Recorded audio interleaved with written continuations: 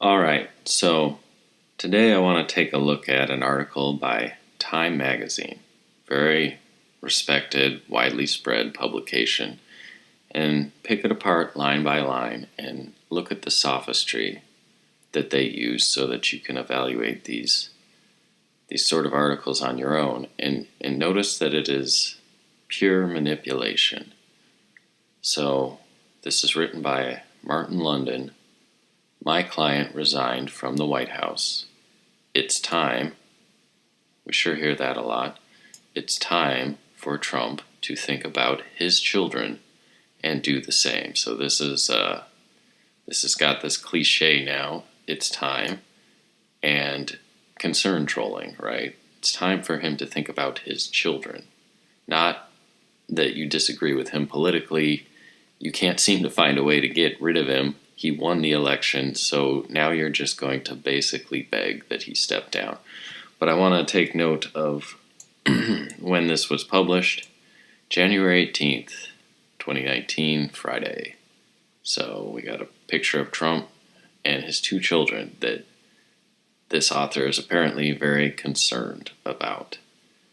So the reason the data is important is because there was this Buzzfeed report that former Trump personal lawyer Michael Cohen has told investigators that, after the election, President Trump instructed him to lie to Congress, has raised new calls for impeachment, okay? The calls have just been raised. You notice this is passive voice, and it's a form of astroturfing. Like they've just spontaneously arisen out of nowhere. Not that this is coordinated, not that the media has been calling for it since his election, or that they're looking for any old excuse. These calls are just out there. So this is painting a picture in your head. This isn't information. But impeachment is far from the only concern Trump should consider now. Okay, so he should be impeached, but man, there's other things he needs to worry about.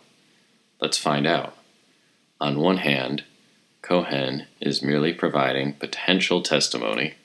Okay, so all this is based on potential testimony of what most keen observers see. They do this a lot when they write in these magazines, is they call themselves smart and they call you dumb. You'll see this over and over again. They have various ways of calling themselves smart and patting themselves on the back.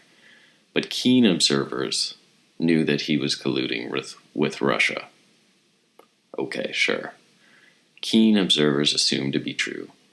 There could be no doubt that Cohen was still taking orders from the boss when he testified to Congress about a negotiation regarding a Trump real estate deal in Moscow. You know, a real estate deal is a far cry from some sort of spy cloak and dagger takeover by the Kremlin, but let's read on. Or that he would do so without first discussing the matter with Trump, his client. Even less surprising, so these keen observers, they're not surprised by how predictable Mr. Trump is here. Even less surprising were the Trump tweets and current Trump lawyer Rudy Giuliani interviews that called Cohen a liar. But what is new is the Buzzfeed revelation. Okay, this has been proven to be fake news, and I think it came out just mere hours after this was published. And the point here is to show sophistry doesn't age well. This is why you want to just stick to facts and you want to stick to truth. So this new Buzzfeed fake news, I mean, even CNN has come out and admitted they really screwed it up. That special counsel Robert Mueller, who came out and corrected these people, has not just Cohen's testimony, but documentary evidence and witness corroboration that not only the president, but others in his family, specifically his children, Ivanka and Donald Trump Jr., knew the details of Cohen's secret dealings with Russia on behalf of Trump. Therefore, the family members knew his testimony was false and had what Buzzfeed describes as deep involvement in the discussions with Russia, I guess over real estate, or was it Was it to overthrow the global world order? We're kind of blurring the lines here, but deep involvement in the discussions with Russia. This is just kind of an ominous picture. Discussions about what? Nothing there. A subject they've denied in the past. Buzzfeed writes, the fake news article writes, that Cohen had extensive discussions with family members. The outlets to unnamed law enforcement sources. So here we have this again, Time magazine, citing Buzzfeed, who's produced fake news in the past.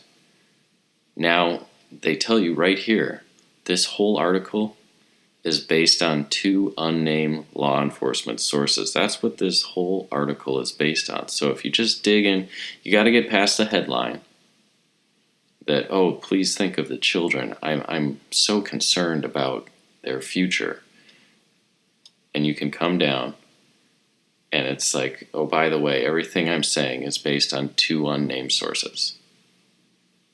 Said he gave them very detailed, you can be a very detailed liar. Like, the amount of details you provide is irrelevant.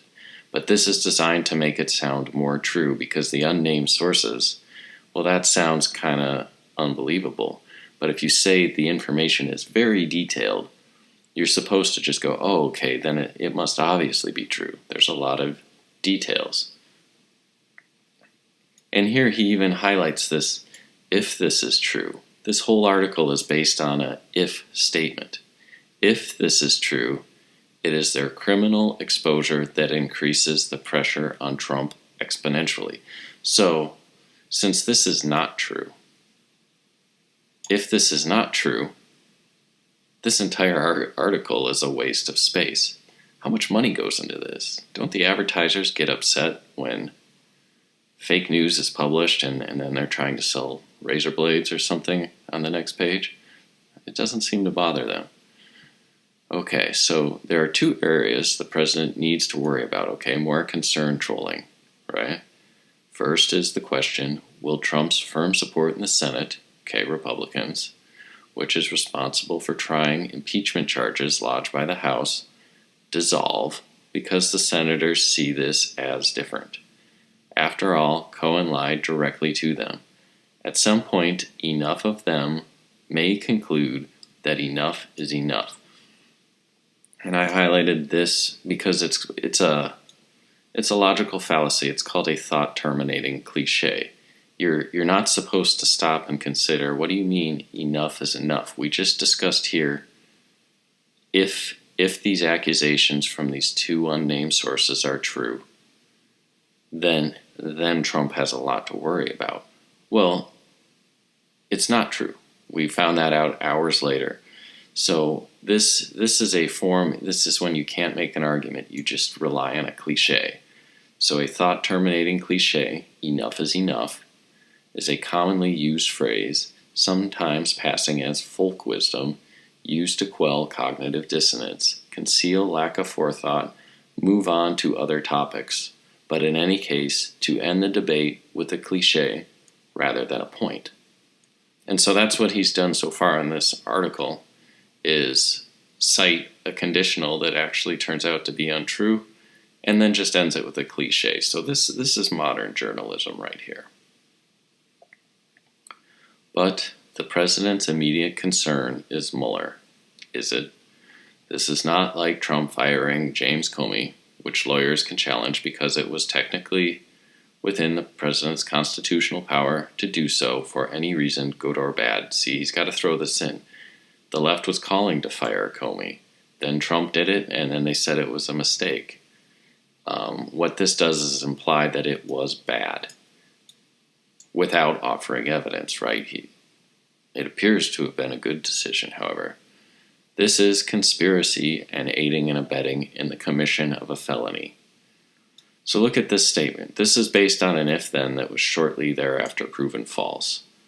Conspiracy, well, the right and Donald Trump are continually lampooned as being conspiracy theorists, but in this case, conspiracy is supposed to be accepted as true.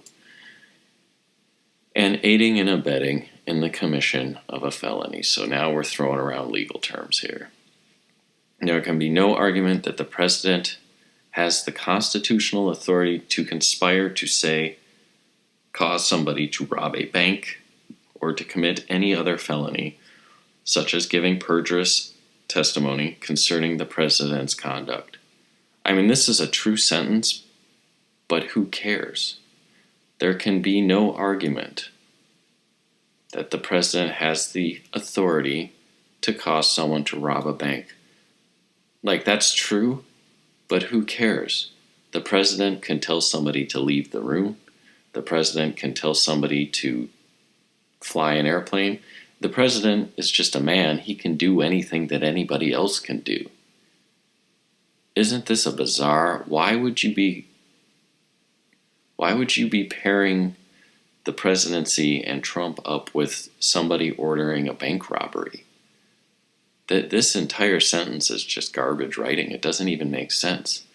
The president has the authority to cause somebody to rob a bank or commit any other felony. I mean, this is obviously right. I can tell somebody to rob a bank. It doesn't mean they're going to. But that's just an absolute, this stuff is so heavily edited and so heavily reviewed. And it's why I go through line by line, because nothing is here by mistake. So you have to ask yourself, what is the point of this sentence? And I think what it is to portray him as a mob boss. He's a mob boss, and he's ordering the bad deeds to be done while keeping his own hands clean. I mean, bank robberies? None of this has anything remotely to do with a bank robbery. It's just silly. So, don't forget, while the president may be immune from prosecution while he remains in office, his children are not. So this is a threat, is what this is. This is the media threatening his children. And pretty much you'll see this impeachment machine get fired up when he's doing something that really threatens the globalist agenda. You'll see when he's making a push for a wall, they'll threaten his kids. When he's trying to withdraw from Syria, they'll say, you can be thrown in jail. You can be thrown in jail after you're out of office. These articles churn up, and they're used when he's threatening deep state or globalist policies. Think about the time when he launched the missiles at Syria. He spent, it was $40 million worth of missiles.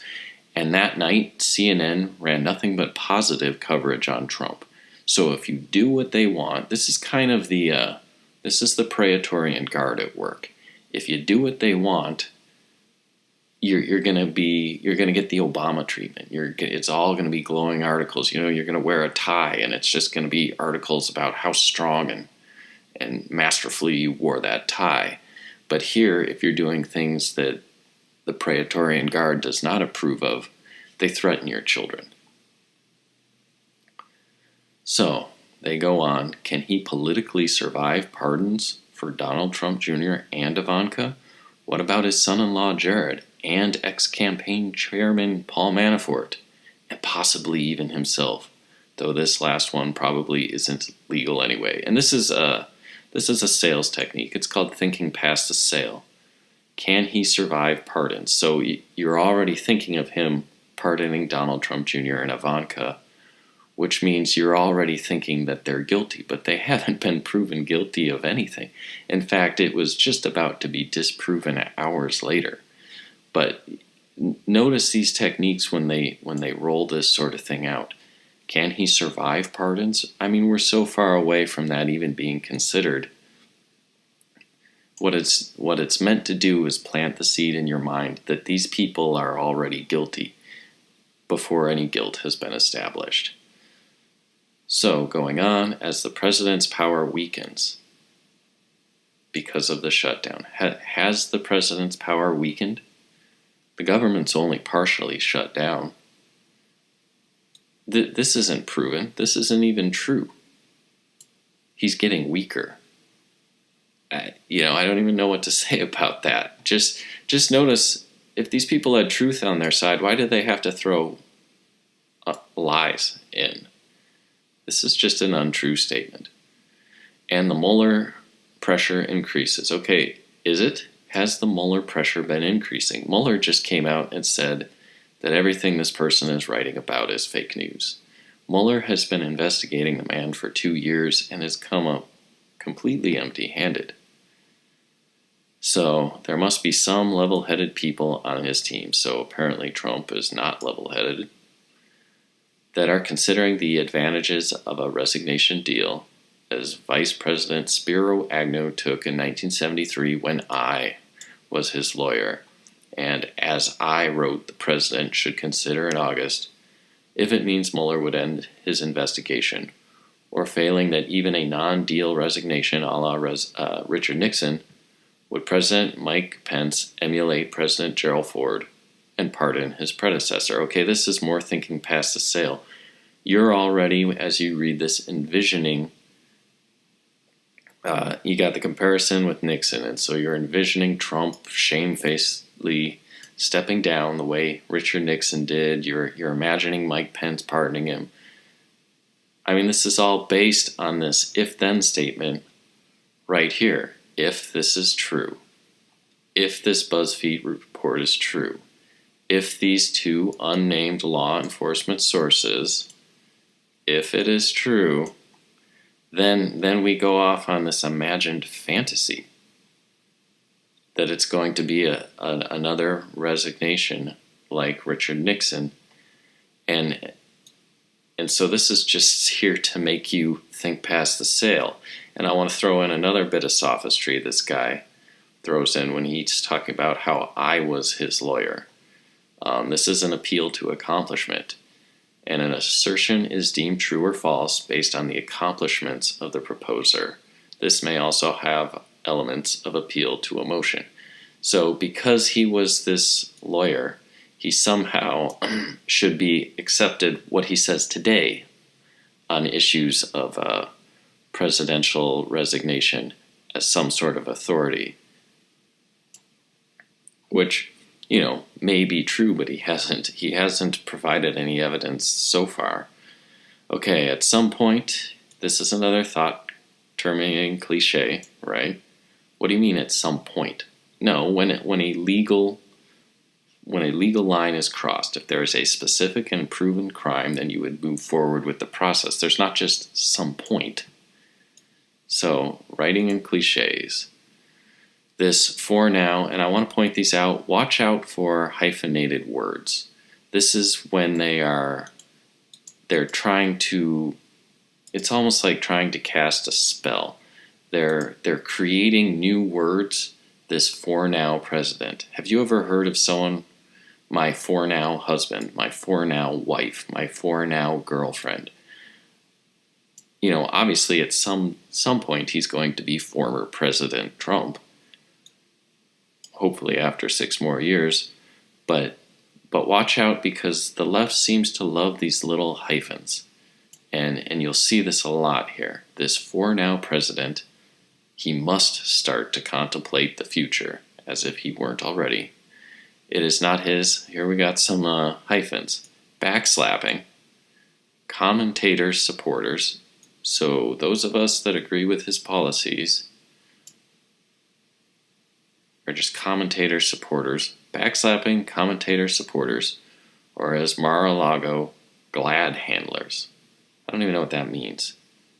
You see how this is just used, they're cramming words together to try to create new and original adjectives to basically say, he's dumb, we don't like him. So his Mar-a-Lago glad handers, okay. Not handlers. That word makes no sense. If anyone can tell me what a glad hander is, you're probably crazy too. Or his Twitter followers who face a term of imprisonment. So here they are right now, Time Magazine, and who they're speaking for. They're threatening Donald Trump with imprisonment. I think it's just mostly an appeal to spite. An argument made through exploiting people's bitterness or spite toward an opposing party. I think that's what most of this is it's just pure bitterness. So the longer the president waits, the more the evidence piles up. Like, this is how hilarious this looks just hours later. The evidence, the fake news evidence, right? And the tougher it will be to get a deal. Mueller already has a federal grand jury hearing evidence that just received a 6-month extension. So Mueller got an extension, so this leads you to believe that it is finding something, that it is more true rather than just obstructionist policy along partisan lines, right? This, you're supposed to just go, oh, it must mean he's really on to something more. And it has no bearing on whether he has truth or if he doesn't have the truth or whatever is going on. It's an extension. It doesn't mean anything, but it's presented to you like it's, very, very important. Why would it need an extension if he has the facts he needs and the president needs to resign immediately? Why would there be a 6-month extension? Just make the case right now. More time means they're being unsuccessful, not more successful. So the president should make his deal before that body completes its work. Why? Why? What if Mueller comes out and says we couldn't find anything? He should, and he's already stepped down. Like, he doesn't explain the advantage to this statement whatsoever. The Mueller report may accompany a clutch of Mueller indictments. So really what this boils down to is it is a false attribution fallacy, where the advocate or the author appeals to an irrelevant, unqualified, unidentified, biased, or fabricated source in support of an argument. The argument that it's time, right, for Trump to step down. And one of the problems I see with these guys on the left that are writing a lot of these articles is they fall for they use so much sophistry, they start to fall for it themselves.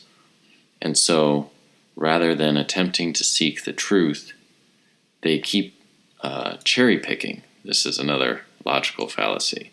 So they're cherry picking, suppressing evidence, or the fallacy of incomplete evidence is the act of pointing to individual cases or data that seem to confirm a particular position while ignoring a significant portion of related cases or data that may contradict that position. Anything that looks slightly in favor of this whole Russia hoax is blown into front page news, while the overwhelming evidence that contradicts it is completely ignored. It is a kind of fallacy of selective attention, the most common example of which is the confirmation bias. Cherry picking may be committed intentionally or unintentionally. Now, I think a lot of these writers do it unintentionally, but it's definitely being done for intentional reasons. Like I said, anytime Trump threatens the globalist deep state agenda, a lot of these, we're going to throw you in jail, we're going to throw your kids in jail, that sort of stuff, these articles will coincide with that. This fallacy is a major problem in public debate. No kidding, right? The term is based on the perceived process of harvesting fruit, such as cherries. The picker would be expected to only select the ripest and healthiest fruit. An observer who only sees the selected fruit may thus wrongly conclude that most or all of the tree's fruit is in a likewise good condition. This can also give a false impression of the quality of the fruit, since it is only a sample and it is not a representative sample, and that's what this article was. Cherry picking has a negative connotation as the practice neglects, overlooks, or directly suppresses evidence that could lead to a complete picture. This was anything but a balanced article. Cherry picking can be found in many logical fallacies. For example, fallacy of anecdotal evidence tends to overlook large amounts of data in favor of that known personally. Selective use of evidence rejects material unfavorable to an argument, while a false dichotomy picks only two options when more are available. Cherry picking can refer to the selection of data or data sets, so a study or survey will give desired predictable results, which may be misleading or even completely contrary to reality. So this is why Time magazine failed. They've been cherry-picking evidence for so long. They write this concern troll article, and this is what it all boiled down to, was this one statement here. 2 unnamed law enforcement sources gave very detailed updates. You notice how that makes you believe, well, they must be very true. You know, that's what this whole thing hinges on. And this statement right here, if this is true, and all the rest of this fake news article stems from this one sentence. So that's often a good thing to identify, so you don't get drawn in by the kind of spooky story, fairy tale imagery that they like to throw in with their massive hyphenated, newly created adjectives to paint this picture. So Time magazine, the conclusion is in. I would not trust them as a source of true information, and it looks like they haven't been a source that you can trust for a long time. Here's cover, Time magazine, The Big Freeze. In the 1970s, the scare was a coming ice age. 1974, shock news. Global cooling to kill 1 billion people.